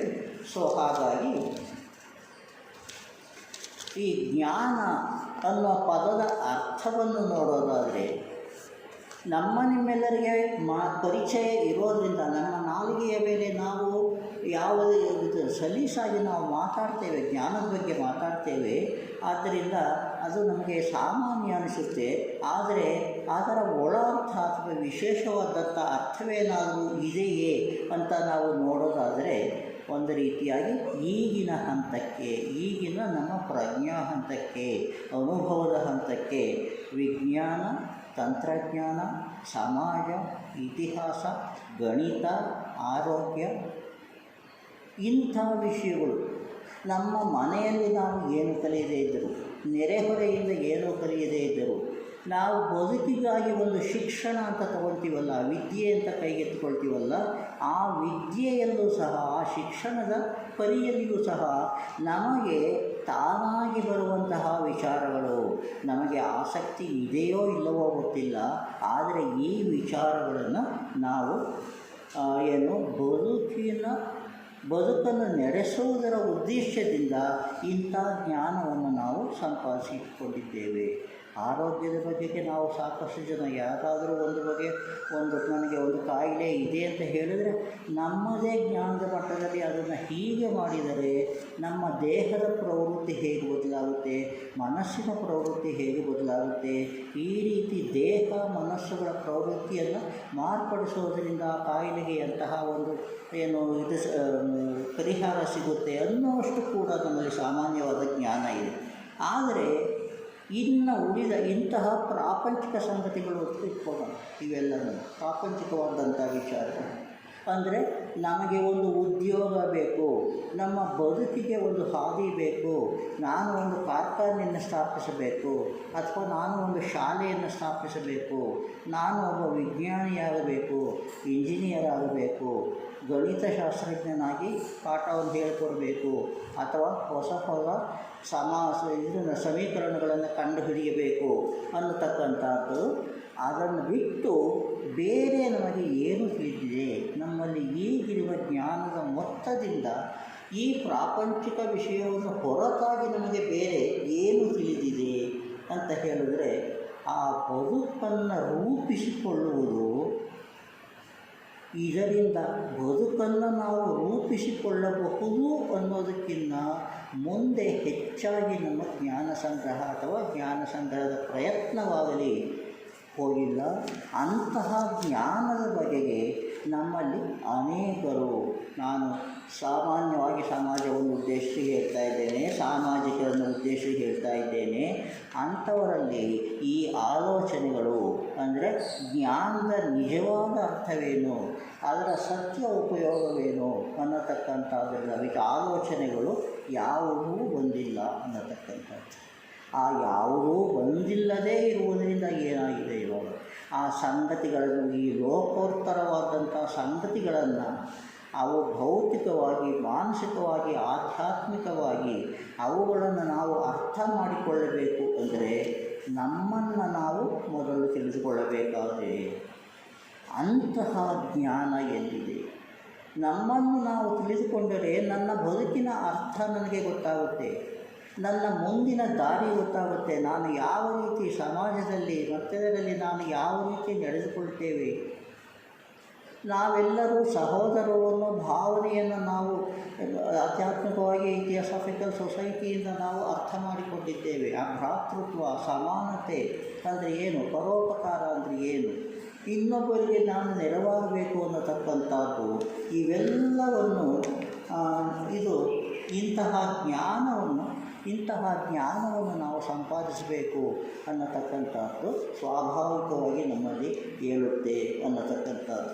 ಅಂದರೆ ಈ ಬದುಕನ್ನು ಎದುರಿಸೋದಕ್ಕೆ ನಾವು ಬರೀ ಯಂತ್ರತಂತ್ರಗಳನ್ನು ಆಧಾರವಾಗಿ ಇಟ್ಟುಕೊಂಡು ಹೋದರೆ ಇದರಿಂದ ನಮಗೆ ಎಂತಹ ಅನುಭವ ಪ್ರಾಪ್ತವಾಗಿದೆ, ಇದುವರೆಗೂ ನಾವು ನಡೆದುಕೊಂಡು ಬಂದಿರುವ ಹಾದಿಯಲ್ಲಿ ನನಗೆ ಎಂತಹ ಜ್ಞಾನ ಪ್ರಾಪ್ತವಾಗಿದೆ ಅನ್ನತಕ್ಕಂಥದ್ದು ನಮ್ಮ ಮುಂದೆ ಇರುವ ಗುರಿಯಲ್ಲಿ ಅದನ್ನು ನಾವು ಮುಟ್ಟಬೇಕಾದರೆ ಎಂತಹ ಜ್ಞಾನವನ್ನು ನಾವು ಬೆಳೆಸಿಕೊಳ್ಳಬೇಕು ಅಂತಂದನ್ನು ಸಹ ಈ ಮೀಮಾಂಸೆ ಅಥವಾ ನಮ್ಮ ಮನಸ್ಸಿಗೆ ಒಳಗೆ ಆಗತಕ್ಕಂಥ ಮಂಥನದ ವಿಚಾರವಾಗಿದೆ ಅಂತ ಹೇಳ್ತೀವಿ. ವಿಚಾರ ಅಂತೀವಿ, ಮನಸ್ಸಿನಲ್ಲಿ ನಾವು ಚಿಂತನೆ ಮಾಡತಕ್ಕಂಥದ್ದು ವಿಚಾರ ಅಥವಾ ವಿಚಾರ ಮಂಥನ ಅಂತ ಹೇಳ್ತೀವಿ. ಒಟ್ಟಿನಲ್ಲಿ ನಾವು ಕೇಳಿದ್ದನ್ನು ಕಂಡಿದ್ದನ್ನು ನಮ್ಮ ಅನುಭವಕ್ಕೆ ತಂದುಕೊಳ್ಳುವಂತಹವರೆಗೆ ಅಥವಾ ಅದರ ಉದ್ದೇಶ ಈ ಮೀಮಾಂಸೆಗೆ ಸೇರಿದ್ದು ಅನ್ನತಕ್ಕಂಥದ್ದು ಹೇಳ್ತೇವೆ. ಇದರಿಂದ ಆಮೇಲೆ ನಾವು ಅನುಭವ ಜ್ಞಾನದ ಈ ಅನುಭವ ಜ್ಞಾನದ ಸ್ವಭಾವ ಏನು ಅನ್ನತಕ್ಕಂಥದ್ದನ್ನು ನಾವು ತಿಳಿಯದೇ ಹೋಗಿರುವುದರಿಂದ ಪರಿಣಾಮ ಏನಾಗಿದೆ, ನಾವು ನಮ್ಮ ಜ್ಞಾನವನ್ನು ಕೇವಲ ನಮ್ಮ ಸ್ವಾರ್ಥ ಉದ್ದೇಶಗಳಿಗೆ ಮಾತ್ರ ಬೆಳೆಸಿಕೊಳ್ಳುವಂತಹ ಪರಿಸ್ಥಿತಿಯನ್ನು ಬೆಳೆಸಿಕೊಂಡು ಬಂದಿರುವುದನ್ನು ಇರತಕ್ಕಂಥ ಇದೆಲ್ಲವೂ ಎಲ್ಲ ಸಕಲ ಸಂಪತ್ತುಗಳು ನನ್ನದೇ ಆಗಬೇಕು ಅನ್ನತಕ್ಕಂಥ ಮೋಹದಿಂದ ನಾವು ದೂರವಾಗಿಲ್ಲ. ಮಾಡುವ ಪ್ರಯತ್ನಗಳೆಲ್ಲವೂ ಆರ್ಥಿಕವಾದಂಥ ಇದಾಗ್ತಾ ಇವೆ. ಆದ್ದರಿಂದ ಇಷ್ಟು ಮಾತ್ರ ಬೆಳೆಸ್ಕೊಳ್ಳೋದಾಗಿದ್ದರಿಂದ ನಾವು ಗಳಿಸಿಕೊಂಡ ಅಂದರೆ ಈ ವಿದ್ಯೆಯಿಂದ ನಾನು ಗಳಿಸಿಕೊಂಡಂಥದ್ದು, ನಾನು ಯಾವುದೇ ಒಂದು ಉದ್ಯೋಗ ಅಥವಾ ಒಂದು ವ್ಯವಸಾಯ ಅಥವಾ ಒಂದು ಕೈಗಾರಿಕೆ ಯಾವುದೇ ರೀತಿಯಲ್ಲಿ ನಾನು ಒಂದು ರೀತಿಯಾದಂಥ ಯಾಜಮಾನ್ಯವನ್ನು ನಾನು ಸಂಪಾದಿಸಿಕೊಂಡಿರಬಹುದು. ಆ ಗಳಿಸಿಕೊಂಡಾಗ ಅದು ಅದರಲ್ಲಿ ನಾವು ಒಂದು ಸ್ಥಾನಮಾನವನ್ನು ನೋಡುತ್ತೇವೆ. ಈತ ಒಬ್ಬ ಮಾದರಿ ರೈತ, ಈತ ಒಬ್ಬ ಖ್ಯಾತ ಉದ್ಯಮಿ ಅಥವಾ ಈತ ಒಬ್ಬ ದೊಡ್ಡ ವಿಜ್ಞಾನಿ. ಇಂತಹ ಒಂದು ಘನತೆ ಮತ್ತು ಪ್ರತಿಷ್ಠೆ ಇದರ ಭರವಸೆ ಮತ್ತು ಜೀವನ ಅವಶ್ಯಕತೆಗಳನ್ನು ಅನುಕೂಲಗಳನ್ನು ಪಡೆದುಕೊಳ್ಳುವುದರಿಂದ ಸಾಂಪ್ರದಾಯಿಕತೆ ಅಂದರೆ ನಾವು ಇಂದಿನ ವಿದ್ಯೆಯ ಪರಂಪರೆಯಲ್ಲಿ ನಾವು ಏನನ್ನು ಸಾಧಿಸಿಕೊಂಡಿದ್ದೇವೆ ಅದರಲ್ಲಿ ಕಂಡುಕೊಂಡದ್ದರಿಂದ ನಾವು ಅದನ್ನೇ ನಾವು ಜ್ಞಾನ ಅಥವಾ ಭಾಗ ಅನ್ನತಕ್ಕಂಥದ್ರಿಂದ ನಾವು ಮನಸ್ಸಿನಲ್ಲಿ ದೃಢಪಡಿಸಿಕೊಂಡು ಏನಾಗಿದೆ, ನಮಗೆ ಸಿಕ್ಕಿರುವಂತಹ ಒಂದು ವ್ಯಕ್ತಿತ್ವ ಅಥವಾ ಒಂದು ಶಕ್ತಿ, ಒಂದು ಅಧಿಕಾರ ಅಥವಾ ಒಂದು ಭರವಸೆ, ಇದನ್ನು ಇಂತಹ ಸ್ವಾರ್ಥ ಭಾವನೆಗಳಲ್ಲಿ ನಾವು ಬೆಳೆಸಿಕೊಂಡು ಜೀವನ ಸಾಗಿಸುವಂಥದ್ದು ಆಗಿದೆ ಅನ್ನತಕ್ಕಂಥದ್ದು ಒಂದು ವಿಚಾರವಾದರೆ, ಇನ್ನು ನಮ್ಮ ಸಮಾಜದಲ್ಲಿ ನಮ್ಮ ನೆರೆಹೊರೆಯಲ್ಲಿ ನಾವು ನೋಡ್ತೇವೆ. ಯಾರೇ ಆಗಲಿ ಕಲಿತವರು, ಇಂದಿನ ಕಾಲಕ್ಕೆ ಕಲಿತವರು, ಪಾಪ ಲಾಯರ್ ಆಗಿರ್ಬೋದು, ಡಾಕ್ಟರ್ ಆಗಿರ್ಬೋದು, ಏನೇ ಆಗಿರ್ಬೋದು, ಅವರು ತಮ್ಮ ಜ್ಞಾನಾರ್ಜನೆಯಿಂದ ಅವರ ಪಾಂಡಿತ್ಯಕ್ಕಾಗಿ ಅವರಿಗೆ ಸಿಗತಕ್ಕಂಥ ಒಂದು ಏನು ಗಣನೆ ಏನಿದೆ ಅದರಿಂದ ಅಂಥವರು ನಾನು ಪಂಡಿತ, ನಾನು ತಿಳಿದವನು ಅನ್ನುವಂಥ ಒಂದು ಮನೋಭಾವದಲ್ಲಿ ಬೀಗುವಂತಹ ಉದಾಹರಣೆಗಳನ್ನು ನಾವು ಸಾಕಷ್ಟು ನೋಡ್ತೇವೆ ನಮ್ಮಲ್ಲಿ ಅಲ್ವೇ. ನಾನು ಒಂದು ಸ್ಥಾನಮಾನವಿದೆ ಅಂತ ಹೇಳಿದಾಗ ಸಾಮಾನ್ಯ ಜನರಿಂದ ನಾನು ದೂರವಿರುತ್ತೇನೆ, ನಾನು ಅವರ ಸಿಕ್ಕೆ ಹೋಗೋದಿಲ್ಲ ಅನ್ನತಕ್ಕಂಥದ್ದು. ಅದೇ ರೀತಿಯಾಗಿ ಅದು ಇನ್ನೂ ಒಂದು ಮಟ್ಟ ಕೆಳಗೆ ಬಂದಾಗ ನಮ್ಮ ತಂದೆ ತಾಯಿಗಳಿರ್ಬೋದು, ಗುರು ಹಿರಿಯರಿರ್ಬೋದು, ಯಾವುದೋ ಒಬ್ಬ ಮಠದ ಅಧಿಪತಿಗಳಿರ್ಬೋದು, ಒಂದು ಇಂಥ ಯಾವುದೇ ಒಂದು ಸ್ಥಾನದಲ್ಲಿ ಹಿರಿಯ ಸ್ಥಾನದಲ್ಲಿ ಇರತಕ್ಕಂಥವು, ನಮಗಿಂತ ಹಿರಿಯರು ಯಾವುದೇ ಇರ್ಬೋದು. ಬಹುತೇಕವಾಗಿ ಈ ಚಿಕ್ಕ ಮಕ್ಕಳಿಗೆ ಎಲ್ಲರೂ ಬುದ್ಧಿ ಹೇಳ್ತಾ ಹೋಗ್ತಾರೆ ಕಂಡ್ರೆ ಅಲ್ವ. ಆ ರೀತಿಯಾಗಿ ಅವರ ಮನೋಧರ್ಮ ಹೇಗಿರುತ್ತೆ ಪ್ರವೃತ್ತಿ ಅಂದರೆ, ನಾನು ನಿನಗಿಂತ ಹೆಚ್ಚಾಗಿ ತಿಳಿದುಕೊಂಡಿದ್ದೇನೆ, ಆದ್ದರಿಂದ ನೀನು ನನಗೆ ಅಧೀನವಾಗಿ ನಡೆಯಬೇಕು, ನೀನು ಈ ವಿಚಾರಗಳು ನನಗೆ ಗೊತ್ತಿಲ್ಲ, ಇಂತಹ ಮನೋಭಾವ ಬೆಳೆದಿರುವುದನ್ನು ಸಹ ನಾವು ನೋಡ್ತೇವೆ. ಅಂದರೆ ಇಂದಿನ ವಿದ್ಯೆ, ಇಂದಿನ ಶಿಕ್ಷಣ, ಇಂದಿನ ಅನುಭವ ನಮ್ಮನ್ನು ಎಲ್ಲಿಯವರೆಗೆ ಕೊಂಡು ಹೋಗಿದೆ ಅನ್ನತಕ್ಕಂಥ ಒಂದು ವಿಚಾರವನ್ನು ನಾನು ನಿಮಗೆ ಹೇಳೋ ಪ್ರಯತ್ನ ಮಾಡ್ತಾ ಇದ್ದೇನೆ. ಇದರಿಂದ ಏನು ತಿಳಿಯುತ್ತೆ ನಮಗೆ, ಕೇವಲ ಮಾಹಿತಿಗಳ ಮೊತ್ತ, ಎ ಹೋಸ್ಟ್ ಆಫ್ ಇನ್ಫಾರ್ಮೇಷನ್. ನಮ್ಮ ಜ್ಞಾನ ಇರತಕ್ಕಂಥದ್ದು ಬರೀ ಮಾಹಿತಿ. ನನಗೆ ಅಲ್ಲಿಂದ ತಿಳಿಯಿತು, ಇಲ್ಲಿಂದ ತಿಳಿಯಿತು, ಇಂಥವ್ರು ಹೇಳಿದರು, ಅಧಿಕಾರದಿಂದ ಹೇಳಿದರು, ತಿಳಿದುಕೊಂಡು ಹೇಳಿದರು ಅನ್ನತಕ್ಕಂಥದ್ದು ಬಿಟ್ಟರೆ, ಅದಿಲ್ಲದಿದ್ದರೆ ಮೊತ್ತವಾದ ಜ್ಞಾನವೇ ನಮ್ಮ ಒಂದು ರೀತಿಯಾದ ಈ ತಿಳಿದವರಲ್ಲಿ ಅಹಂಕಾರಗಳಿಗೆ ಪುಷ್ಟಿ ಕೊಟ್ಟಿರೋದು ಒಂದಾದರೆ, ಇಂಥ ಒಂದು ಪರತಂತ್ರ, ನಾನು ನನ್ನ ಒಂದು ಕಾನೂನಿನ ಸಮಸ್ಯೆ ಇದ್ದರೆ ನಾನು ವಕೀಲರ ಬಳಿಗೆ ಹೋಗ್ತೇನೆ, ಆರೋಗ್ಯದ ಸಮಸ್ಯೆ ಇದ್ದರೆ ವೈದ್ಯರ ಬಳಿಗೆ ಹೋಗ್ತೇನೆ. ಇದು ಒಂದು ರೀತಿಯಾದ ಪರತಂತ್ರದ ಜೀವನ. ನಾನಾಗಿ ನಾನು ನನ್ನ ಆರೋಗ್ಯವನ್ನು ನೋಡಿಕೊಳ್ಳುವಂತಹ ಪ್ರಜ್ಞಾನ ನನಗೆ ಇಲ್ಲ, ತಿಳುವಳಿಕೆ ನನಗೆ ಇಲ್ಲ. ಇಂತಹ ಪರಿಸ್ಥಿತಿಯಲ್ಲಿ ಸಾಮಾಜಿಕವಾಗಿ ಬದುಕೋದು, ಈ ಪರತಂತ್ರದಲ್ಲಿ ಬದುಕೋದು ಬಹುತೇಕ ಸಾಧ್ಯವಿಲ್ಲ ಅಥವಾ ಕಷ್ಟಕರವಾಗಿದೆ ಅನ್ನತಕ್ಕಂಥದ್ದು ಬರೋದಿಲ್ಲ. ಈ ಒಂದು ಸಂಕುಚ ಭಾವನೆ ನಮ್ಮಲ್ಲಿ ಬೆಳೆದಿರುವುದು ಈ ಜ್ಞಾನ ಸಾಂಪ್ರದಾಯಿಕವಾಗಿ ಬಂದದ್ದು ಅನ್ನುವ ನಮ್ಮ ಒಂದು ತಿಳುವಳಿಕೆಯಿಂದ. ಅದು ಆ ಜ್ಞಾನ ನಮ್ಮಲ್ಲಿಯೇ ಇದೆ ಅನ್ನೋ ವಿಚಾರವನ್ನು ನಾನು ಹೇಳಿದೆ. ಒಂದು ಹುಟ್ಟಿದ ಮಗುವಿಗೂ ಕೂಡ ತನ್ನ ಪರಿಸರವನ್ನು ನೋಡಿ ಗಮನಿಸುವ, ಅದಕ್ಕೆ ಮಾತನಾಡಲು ಬರದೇ ಇರಬಹುದು, ಹೇಳಲು ಬರದೇ ಇರಬಹುದು, ಆದರೆ ಅದರ ಮುಖದಲ್ಲಿ ತಾನು ಕಂಡಿದ್ದರ ಬಗ್ಗೆ ಒಂದು ಭಯದ ಆತಂಕವೋ ಅಥವಾ ಸಂತೋಷದ ಛಾಯೆಯನ್ನು ನಾವು ಕಾಡ್ತೇವೆ ಅಂತ ಹೇಳಿದಾಗ ಆ ಒಂದು ವಿಚಾರ ಆ ಮಗುವಿಗೂ ತಟ್ಟಿದೆ, ಅದರಿಂದ ಅದು ಪ್ರಭಾವಿತವಾಗಿದೆ ಅನ್ನತಕ್ಕಂಥದ್ದನ್ನು ನಾವು ಗಮನಿಸಬಹುದು. ಅಂದರೆ ಒಂದು ರೀತಿಯಾಗಿ ಈ ಪ್ರಪಂಚದ ಎಲ್ಲ ಜನರಿಗೆ ಈಗ ಅವಶ್ಯಕವಾಗಿರುವುದೇನು, ಸಾಮಾನ್ಯರಿಗೆ ಅವಶ್ಯಕವಾಗಿರುವುದು ಏನು ಅಂದರೆ ಅನ್ನಾಹಾರಗಳು. ಅದು ಬಿಟ್ಟರೆ ಆಸನವಸನಗಳು ಅಂದರೆ ಉಡತಕ್ಕಂಥ ಬಟ್ಟೆ ಇವು 3 ಬದುಕಿನ ಸಾಮಾನ್ಯ ಅವಶ್ಯಕತೆಗಳಾಗಿ ಇವು ಇರಲೇಬೇಕು. ಇವು ಇಲ್ಲದೆ ಜೀವನವಿಲ್ಲ, ಇದು ಇಲ್ಲದಿದ್ದರೂ ನಡೆಯುತ್ತೆ ಅಂತ ತಿಳಿಯುವಂತಹ, ಆಲೋಚಿಸುವಂತಹ ಜನರು ಇರಬಹುದು. ಅದನ್ನು ಪೂರೈಸುವಷ್ಟು, ಇಷ್ಟು ಮಾತ್ರ ಅವಶ್ಯಕತೆಗಳನ್ನು ಪೂರೈಸುವಷ್ಟು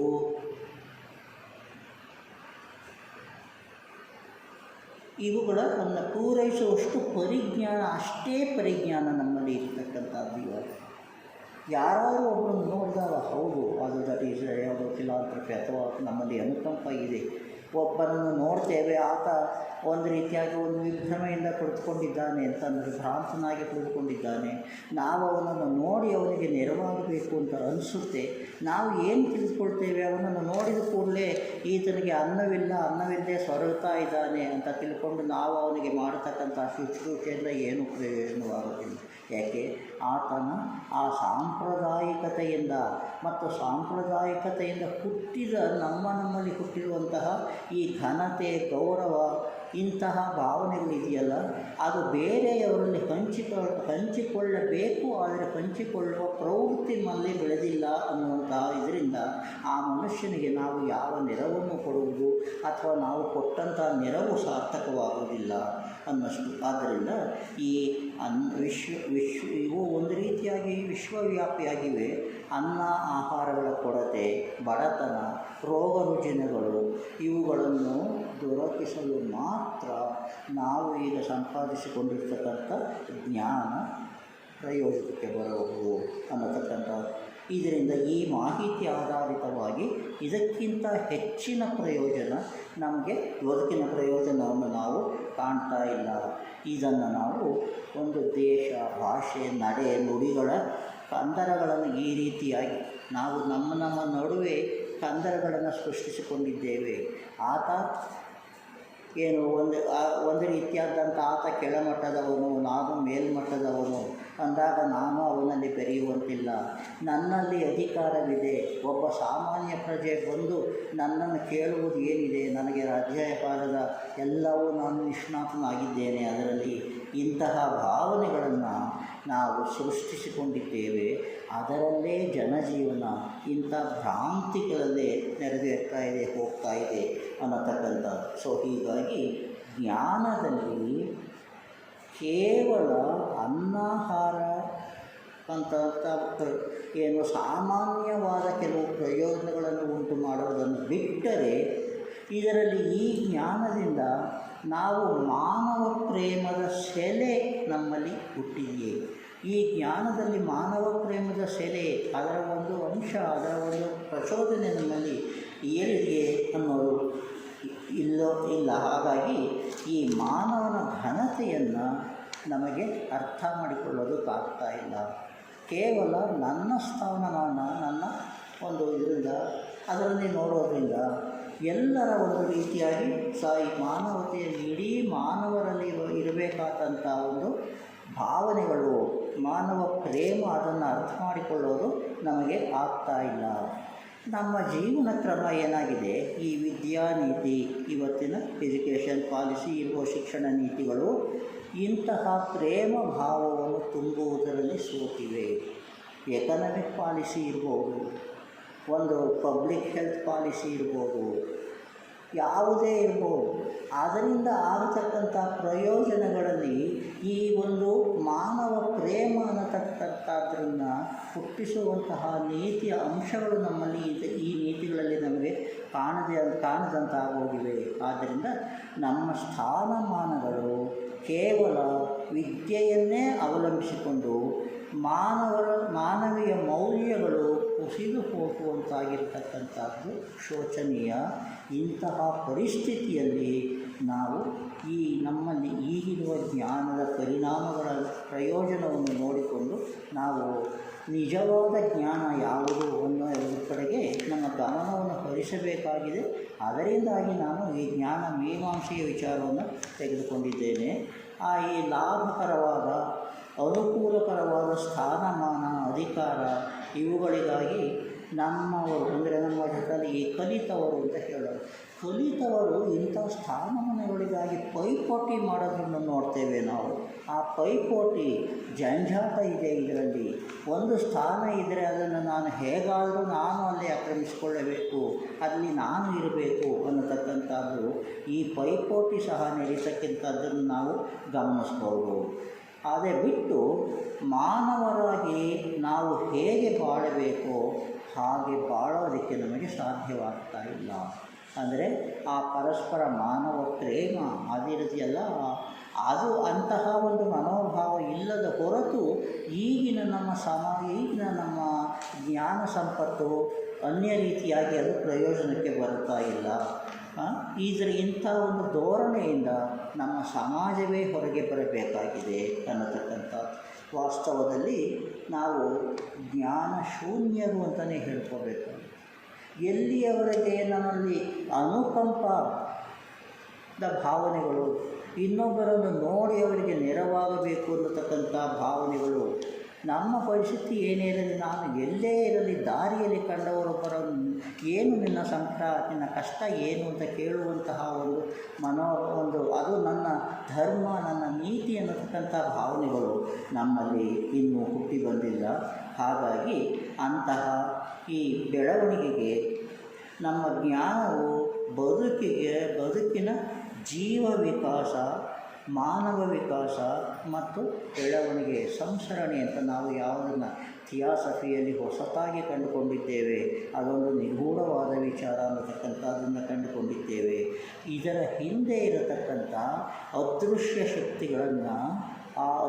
ಶಕ್ತಿಗಳನ್ನು ನೇರವಾಗಿ ಕಂಡುಕೊಳ್ಳುವ ಮಟ್ಟಕ್ಕೆ ನಾವು ನಮ್ಮ ಜ್ಞಾನವನ್ನು ಬೆಳೆಸಿಕೊಳ್ಳಬೇಕು.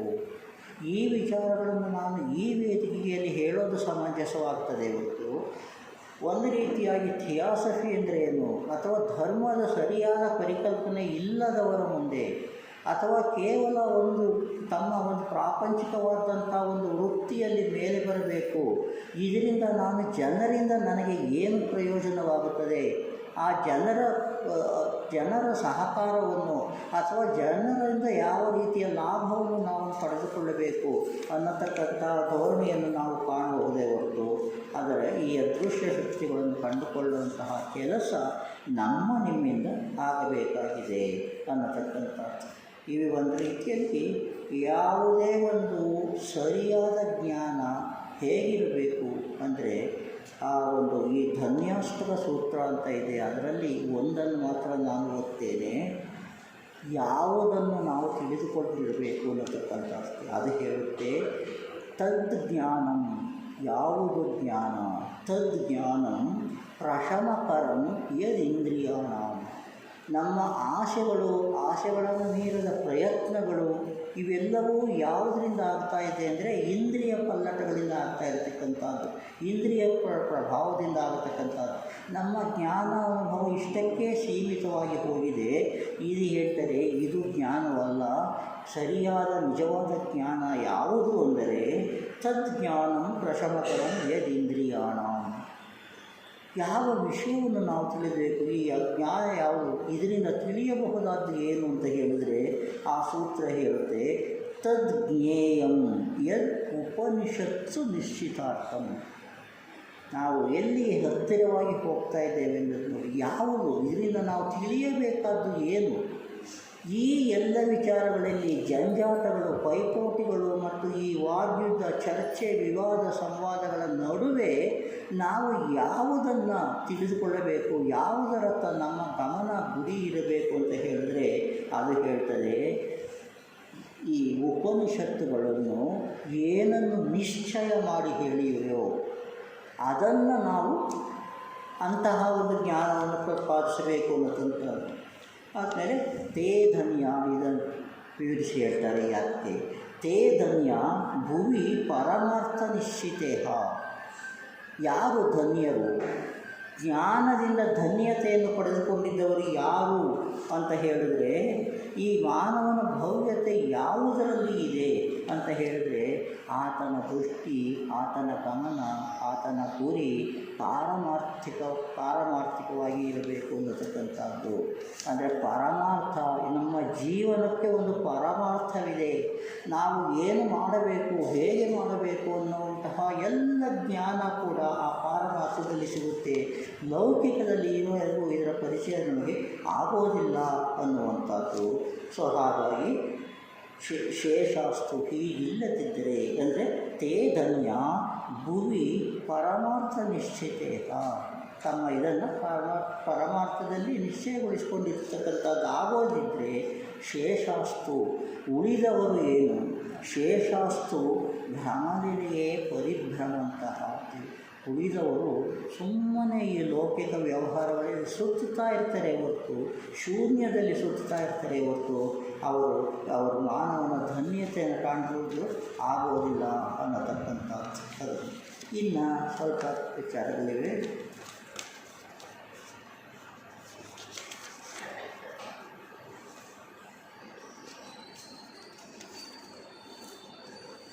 ಈ ಮೀಮಾಂಸೆ ಅಂದರೆ ಸಾಮಾನ್ಯ ಅಲ್ಲ ಅಂತ ಹೇಳಿದೆಲ್ಲ. ಈ ಜ್ಞಾನ ಮೀಮಾಂಸೆ ಇದು ವಿವಿಧ ಮತಧರ್ಮಗಳ ಪಂಡಿತರ ನಡುವೆ ಈ ಏರ್ಪಟ್ಟ ಒಂದು ಸಂಧಾನಕ್ಕೆ ನಾವು ಮೀಮಾಂಸೆ ಅಂತ ಹೇಳ್ತೀವಿ. ಇದು ಹೇಗೆ ಎಲ್ಲಿಂದ ಬೆಳೆದು ಬಂದಿತು ಅನ್ನತಕ್ಕಂಥದ್ದು ನಾವು ಎಲ್ಲ ತಿಳಿದುಕೊಳ್ಳಬೇಕಾದಂಥ ವಿಚಾರ. ಅಂಥ ವಿಚಾರವನ್ನು ತಿಳಿದುಕೊಳ್ಳೋದ್ರಿಂದ ನಮ್ಮ ಧೋರಣೆ, ಮನೋವೃತ್ತಿಗಳು, ನಮ್ಮ ಪ್ರವೃತ್ತಿಗಳು ಅಥವಾ ನಮ್ಮ ಒಂದು ಇದು ಪರಿವರ್ತನೆ ಆಗ್ತದೆ ಅಂತಕ್ಕಂಥದ್ದು.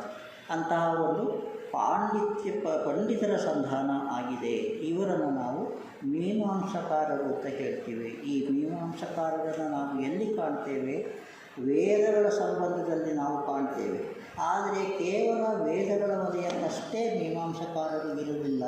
ಆ ಮೀಮಾಂಸೆ ಹುಟ್ಟಿ ಬಂದದ್ದೇ ಅನ್ಯ ಧರ್ಮಗಳ ಪರಿಚಯದಿಂದಾಗಿ, ಅನ್ಯ ಧರ್ಮಗಳ ಬೆಳವಿನ ನಡುವೆ ಈ ಮೀಮಾಂಸಾ ಅನ್ನತಕ್ಕಂಥದ್ದು.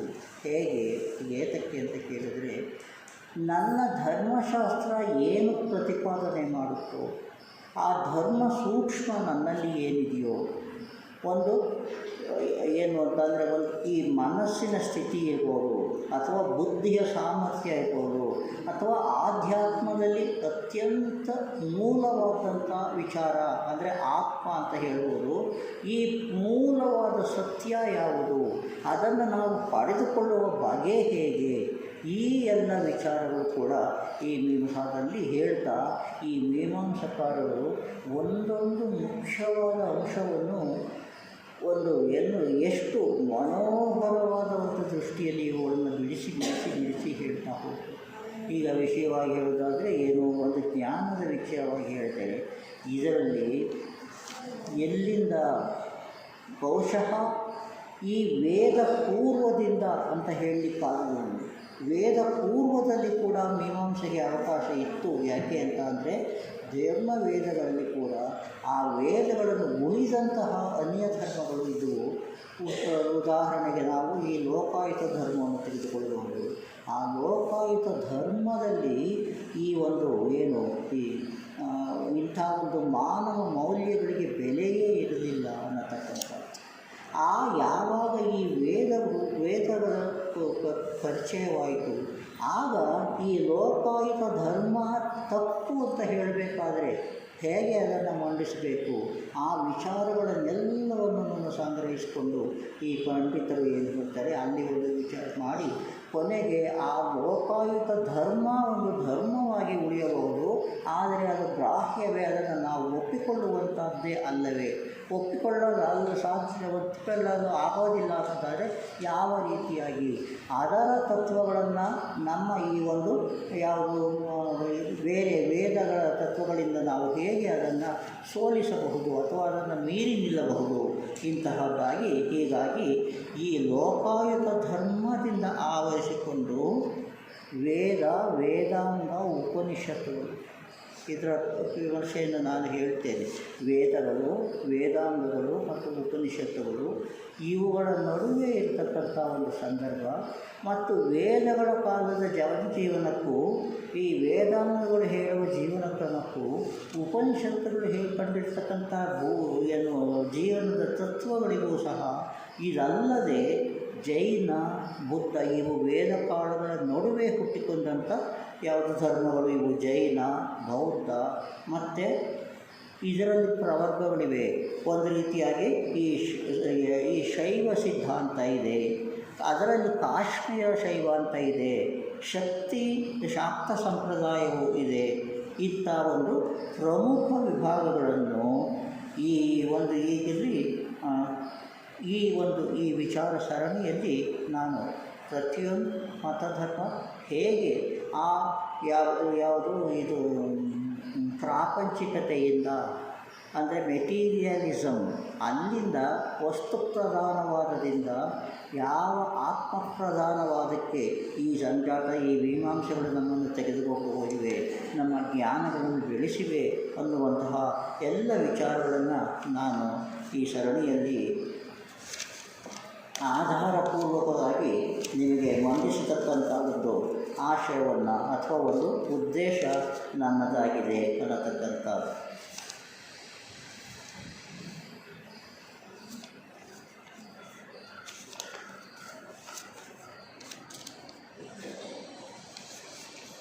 ಆಧ್ಯಾತ್ಮ ನಮಗೆ ಬಹಳ ದೂರ ಅಂತ ನಾವು ಅಂದ್ಕೊಳ್ತೇವೆ. ಆಧ್ಯಾತ್ಮ ನಮಗೆ ಅಲ್ಲ ಅನ್ನತಕ್ಕಂಥ ಭಾವನೆಗಳು ಇರಬಹುದು. ಆದರೆ ಒಂದು 5 ನಿಮಿಷ ಸಮಯ ಇರೋದರಿಂದ ನಾನು ನಿಮಗೆ ಈ ದೃಶ್ಯ ವಿವೇಕ ಅನ್ನತಕ್ಕಂಥ ಸೂತ್ರ ಸಂಗ್ರಹ ಇದೆ, ಅದರಲ್ಲಿ ಈ ವಿಷಯ ಹೇಳ್ತಾರೆ. ಏನು ಯಾವುದು ಈ ಎಲ್ಲ ಪ್ರಪಂಚದ ಸಾರವನ್ನು ಯಾವುದರಿಂದ ಸಂಗ್ರಹ ಮಾಡಿಕೊಳ್ತೇವೆ, ಯಾವುದು ಇದರಿಂದ ಸಂಗ್ರಹ ಮಾಡಿಕೊಳ್ಳುತ್ತೆ. ನಾವು ಒಂದು ವಸ್ತುವನ್ನು ನೋಡ್ತೇವೆ, ಅದು ನನ್ನ ಜ್ಞಾನವೇ, ಅದರಿಂದ ಬಂದದ್ದು ನನ್ನ ಜ್ಞಾನವೇ, ಅದರ ಒಂದು ಬಳಕೆಯಿಂದ ಬಂದಿರತಕ್ಕಂಥದ್ದು ನನ್ನ ಕರ್ಮವೇ. ಇಂತಹ ವಿಷಯಗಳನ್ನು ತಿಳಿದುಕೊಂಡಾಗ ಅವರು ಹೇಳ್ತಾರೆ, ಈ ಸಂಗತಿಗಳನ್ನು ಗ್ರಹಿಸಿಕೊಳ್ಳುವುದಷ್ಟೇ ಇಂದ್ರಿಯಗಳ ಕೆಲಸ. ಅತ್ತಿಂದ ಮುಂದಿನ ಮೀಮಾಂಸೆ ಎಲ್ಲವೂ ನಮ್ಮ ಮೇಲ್ಪಟ್ಟದ ಜ್ಞಾನಕ್ಕೆ ಸಂಬಂಧಪಟ್ಟಿದ್ದು. ಅದನ್ನು ಹೇಳ್ತಾರೆ ರೂಪಂ ದೃಶ್ಯಂ. ಒಂದು ರೂಪವನ್ನು ನಾವು ನೋಡ್ತೇವೆ, ಒಂದು ವಸ್ತುವನ್ನು ನಾವು ನೋಡ್ತೇವೆ. ಅದನ್ನು ಏನಾಗುತ್ತೆ, ರೂಪಂ ದೃಶ್ಯಂ ಧೀವೃತ್ತಯ. ಈ ರೀತಿಯಾಗಿ ಒಂದು ವಸ್ತುವನ್ನು ನಮ್ಮ ಕಣ್ಣುಗಳು ನೋಡಿ ಗ್ರಹಿಸತಕ್ಕಂಥದ್ದು ಅದು ಬುದ್ಧಿಯಿಂದ ಬಂದಂಥ ಪ್ರವೃತ್ತಿ ಆಗಿರೋದರಿಂದ ಧೀವೃತ್ತಯ ಸಾಕ್ಷಿ ದೃಗೇನ ನತು ದೃಶ್ಯತೆ. ಇದರಲ್ಲಿ ನೋಡುವುದಾಗಲಿ ತಿಳಿದುಕೊಳ್ಳುವುದಾಗಲಿ ಯಾವುದು ಅಂತ ಹೇಳಿದರೆ ಈ ಶ್ಲೋಕ ಹೇಳುತ್ತೆ, ಅದು ನಾನು ಅಂದರೆ ಆ ನಾನು ಅನ್ನತಕ್ಕಂಥದ್ದು ಇದೆಯಲ್ಲ, ನಾನು ತಿಳಿದುಕೊಳ್ಳುತ್ತೇನೆ ಅನ್ನತಕ್ಕಂಥ ನಾನು ಅನ್ನೋ ಭಾವನೆ ಹೇಗಿರುತ್ತೆ ಅಂತ ಹೇಳಿದರೆ, ಅದು ಇಲ್ಲಿ ಯಾವಾಗಲೂ ಸಾಕ್ಷಿ ಭಾವದಲ್ಲಿರ್ತದೆ. ಅದು ನಾನು ಯಾವಾಗಲೂ ನೋಡುವವನೇ ಹೊರತು ನೋಡಲ್ಪಡುವ ವಸ್ತುವಾಗುವುದಿಲ್ಲ. ನಾವು ಆತ್ಮದ ಮೂಲವನ್ನು ತಿಳಿದುಕೊಂಡಂತಹ ಸಾಹಿತ್ಯಗಳನ್ನು ಸಾಕಷ್ಟು ನಾವು ಓದಿಕೊಂಡಿದ್ದೇವೆ, ಅಭ್ಯಾಸ ಮಾಡಿದ್ದೇವೆ. ಆದರೆ ಈಗಲೂ ಆ ಮೂಲ ತತ್ವ ಯಾವುದು ಅನ್ನೋದರ ಪರಿಗ್ರಹಣೆ ನಮಗೆ ಸಂಪೂರ್ಣವಾಗಿ ಇಲ್ಲ. ಇಷ್ಟೇ ಹೇಳ್ತೇವೆ ನಾವು. ಅದೊಂದು ಅದೃಶ್ಯ ವಸ್ತು, ಅದನ್ನು ನಾವು ಕಣ್ಣಿಗೆ ಕಾಣಿಸೋದಿಲ್ಲ, ಅನುಭವಕ್ಕೆ ಬರೋದಿಲ್ಲ, ಇಷ್ಟೇ ಹೇಳ್ತೀವಿ. ಆದರೆ ಅದು ಇದೆ, ಅದು ಸಾಕ್ಷಿ ಸ್ವರೂಪದ್ದು, ಅದು ಎಲ್ಲವನ್ನೂ ಒಳಗೊಂಡಿದೆ, ಅದಕ್ಕೆ ಪೂರ್ಣ ಪರಿಜ್ಞಾನವಿದೆ, ಅದರ ಅತ್ಯದ್ಭುತ ಶಕ್ತಿ ಇದೆ. ಇಡೀ ಪ್ರಪಂಚದ ವ್ಯವಹಾರಗಳನ್ನು ನಿರ್ವಹಿಸುವಂತಹ ಒಂದು ದೈವಿಕ ಯೋಜನೆಯಲ್ಲಿ ಇರುವ ತತ್ವ ಅದು ತೊಡಗಿಕೊಂಡಿದೆ ಅನ್ನತಕ್ಕಂಥ ವಿಚಾರಗಳನ್ನು ನಾವು ಹೇಳ್ತೀವಿ. ಸೊ ದೃಶ್ಯಾಧೀವೃತ್ತಯ ಸಾಕ್ಷಿ ದೃಗೇವ, ನೋಡುವವನೇ ಹೊರತು ನತು ದೃಶ್ಯತೆ ಅಂತ ಹೇಳುವಾಗ, ಅದೇ ರೀತಿಯಾಗಿ ಈ ಸಾಕ್ಷಿ ಅಂತೀವಲ್ಲ, ಸಾಕ್ಷಿ ಮಾತ್ರ ನೋಡುತ್ತೆ ಅಲ್ಲ. ಆ ಸಾಕ್ಷಿ ಯಾರು ಅಂತ ಹೇಳಿದ್ರೆ, ಚಿತ್ ಛಾಯಾವೇಶಕೋ ಬುದ್ಧೌ ಭಾನಂ ದೀಸ್ತು ದ್ವಿಧಾ ಸ್ಥಿತ ಅಂತ ಹೇಳ್ತಾರೆ ಇದರೊಳಗೆ.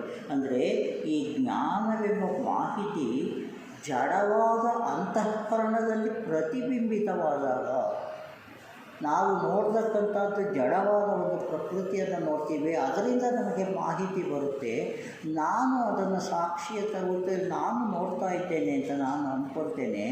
ಆದರೆ ಅದನ್ನು ನೋಡುವುದು ಯಾವುದು ಅಂದರೆ ನಮ್ಮ ಅಂತಃಕರಣದಲ್ಲಿ ಇರುವಂತಹ ಇದು ಅಂತ ಹೇಳಿದಾಗ, ಅದು ಈ ಜ್ಞಾನದ ಆ ಮಾಹಿತಿ ಏನು ಬರುತ್ತೆ, ಅದು ಜಡವಾದ ಅಂತಃಕರಣದಲ್ಲಿ ಪ್ರತಿಬಿಂಬಿತವಾದಾಗ ಅಂತಃಕರಣವು ಅದನ್ನು ಗ್ರಹಿಸುತ್ತೆ ಅಂತ ಹೇಳಿದ್ರೆ, ಆಸೆ, ಸಂಕಲ್ಪ, ನಾಚಿಕೆ, ಮನೋಬುದ್ಧಿ ಇವುಗಳೆಲ್ಲವನ್ನು ನಾನು ಮಾಡ್ತಾ ಇದ್ದೇನೆ, ಇದು ನನ್ನ ಗುಣಗಳು ಅನ್ನುವ ಅಹಂಕಾರವಾಗಿ ಇದು ಬೇರೆ ರೀತಿಯಲ್ಲಿ ಕೆಲಸ ಮಾಡುವ ಸಾಮರ್ಥ್ಯವನ್ನು, ಅಂದರೆ ಆ ಸಾಕ್ಷಿ ನಮಗೆ ಅರಿವಿಲ್ಲದ ರೀತಿಯಲ್ಲಿ ಈ ಎಲ್ಲ ಜ್ಞಾನವನ್ನು ಪಡೆದುಕೊಳ್ಳುವಂತಹ ಒಂದು ಸಾಮರ್ಥ್ಯ ಆ ಮೂಲ ವಸ್ತುವಿಗೆ ಇದೆ ಅನ್ನತಕ್ಕಂಥದ್ದು ಇನ್ನೂ ಗಹನವಾದಂಥ ವಿಚಾರಗಳಿವೆ.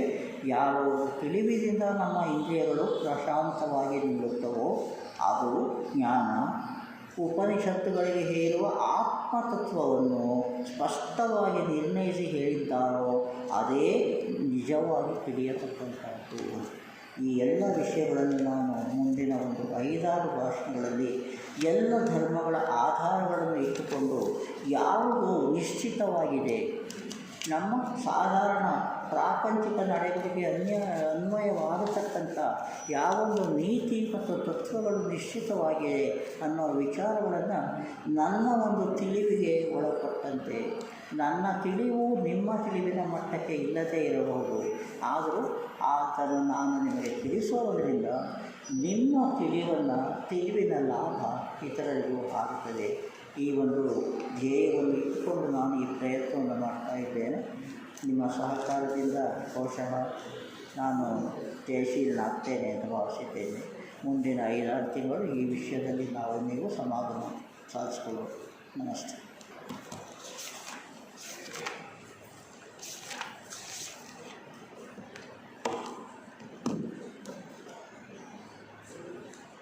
ಕ್ಲೋಸ್ ಮಾಡಿದ ಮೇಲೆ ಕ್ವಶನ್ಸ್ ಕೇಳಿ. ಸಹೋದರ ಸಹೋದರಿ, ಇಂದಿನ ಉಪನ್ಯಾಸಕರಾದಂತಹ ಸಹೋದರ ದಕ್ಷಿಣಮೂರ್ತಿಯವರು ನಮ್ಮ ಆಹ್ವಾನವನ್ನು ಮನ್ನಿಸಿ ಈ ಭಾನುವಾರದ ಕಾರ್ಯಕ್ರಮಕ್ಕೆ ಆಗಮಿಸಿ ಉಪಸ್ಥಿತರಿದ್ದು, ಜ್ಞಾನ ಮೀಮಾಂಸೆ ಈ ಮಾಲಿಕೆಯಲ್ಲಿ ಹಲವಾರು ಅಂಶಗಳನ್ನು ನಮ್ಮ ಮುಂದೆ ಇಟ್ಟಿದ್ದಾರೆ. ಜ್ಞಾನದ ವಿಸ್ತರಣೆಗೆ ವಿವಿಧ ಆಯಾಮಗಳು ಹೇಗೆ ಕೆಲಸ ಮಾಡುತ್ತವೆ, ಜ್ಞಾನವನ್ನು ನಾವು ಹೇಗೆ ಪಡೆಯುತ್ತೇವೆ ಮತ್ತು ಜ್ಞಾನದ ವಿಸ್ತಾರಕ್ಕೆ ಯಾವ ಯಾವ ಕ್ರಮಗಳಿವೆ ಎಂಬುದನ್ನು ತಿಳಿಸಿಕೊಟ್ಟಿದ್ದಾರೆ. ನಮ್ಮ ಪರಿಸರ, ಹೊರಗಿನ ಪ್ರಪಂಚ, ಪ್ರಾಚೀನ ವಿಚಾರಗಳು ಹೇಗೆ ನಮ್ಮ ಜ್ಞಾನ ವಿಸ್ತರಣೆಗೆ ಸಹಕಾರಿ ಎಂದು ತಿಳಿಸಿಕೊಟ್ಟಿದ್ದಾರೆ. ನಮ್ಮ ಈ ಶಿಕ್ಷಣದ ವ್ಯವಸ್ಥೆಯೂ ಸಹ ಜ್ಞಾನ ಸಂಗ್ರಹದ ಮೂಲವೇ ಅಂತ ಹೇಳಿದ್ದಾರೆ. ಜ್ಞಾನದ ಹಾದಿಯಲ್ಲಿ ನಾವು ಸಾಗಬೇಕಾದರೆ ಈ ಪಥದಲ್ಲಿ ನಮ್ಮ ಪ್ರಯತ್ನ ಹೇಗೆ ಇರಬೇಕು, ನಮ್ಮ ಜೀವನ ಹೇಗೆ ಸಾಗಿಸಬೇಕು, ವಿಕಾಸ ಮಾರ್ಗದ ವಿವಿಧ ಮಜಲುಗಳನ್ನು ಸೇರಲು ನಮ್ಮ ಸ್ಪಂದನೆ ಹೇಗೆ ಇರಬೇಕು ಅನ್ನೋದನ್ನು ತಿಳಿಸ್ಕೊಟ್ಟಿದ್ದಾರೆ. ಇಂದಿನ ಕಲುಷಿತ ಬದುಕಿನಲ್ಲಿ ಸರಿತಪ್ಪುಗಳ ಅರಿವು ಮೂಡಿಸಿ ಶಾಂತಿ ಜ್ಞಾನದ ಮಾರ್ಗದಲ್ಲಿ ಸಂಸರಣೆಯ ವಿವಿಧ ಹಂತಗಳಲ್ಲಿ ನಾವು ಹೇಗೆ ಮುಂದುವರಿಯಬೇಕು ಅನ್ನೋದು ತಿಳಿಸ್ಕೊಟ್ಟಿದ್ದಾರೆ. ಎಚ್ಚೆತ್ತ ಸ್ಥಿತಿಯಲ್ಲಿ ಜೀವನದ ಸೂಕ್ಷ್ಮತೆಗಳನ್ನು ಅರಿತುಕೊಂಡು ನಮ್ಮ ಜೀವನ ಸಾಗಿದಾಗ ಮಾತ್ರ ನಮ್ಮ ಈ ಗುರಿ ಸಾಧ್ಯ. ಒಟ್ಟಿನಲ್ಲಿ ಮಾನಸಿಕ, ನೈತಿಕ, ಬೌದ್ಧಿಕ ಮತ್ತು ಆಧ್ಯಾತ್ಮಿಕ ಆಯಾಮಗಳಿಗೆ ಸಂಬಂಧಿಸಿದಂತೆ ಹಲವಾರು ಗ್ರಂಥಗಳ ಉಲ್ಲೇಖಗಳ ಮೂಲಕ ಇಂದಿನ ಉಪನ್ಯಾಸಕರು ತಮ್ಮ ವಿಷಯಕ್ಕೆ ಪೂರಕವಾದ ಅಂಶಗಳನ್ನು ನಮ್ಮ ಮುಂದೆ ಇಟ್ಟಿದ್ದಾರೆ. ಅವರಿಗೆ ನಾನು ಸಿಟಿ ಲಾಡ್ಜಿನ ವತಿಯಿಂದ ವಂದನೆಗಳನ್ನು ಅರ್ಪಿಸ್ತಾ ಇದ್ದೀನಿ. ಈಗ ಯಾರಾದರೂ ಇದ್ದರೆ ಒಂದೆರಡು ಕ್ವಶನ್ಸ್ ಕೇಳ್ಬೋದು.